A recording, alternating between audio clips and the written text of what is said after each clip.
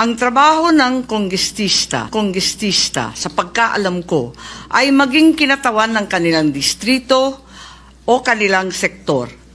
Bakit naman ngayon ay naging tagabantay na lamang sila ng humihiyaw na dambuhalang sanggol? Ginawa ng bonjing na armas ang impeachment. Ang dating para sana sa kaayusan ng sistema, ginagawang pampagulo, panakot at sandata laban sa mga kinaiinggitan, kinaiinsecuran ng mga lulong sa kapangyarihan. Magtrabaho at huwag konsentihin ang isang spoiled na bonjing. Huwag nang busugin ng pabor. Huwag nang pumayag dahil may pabuya.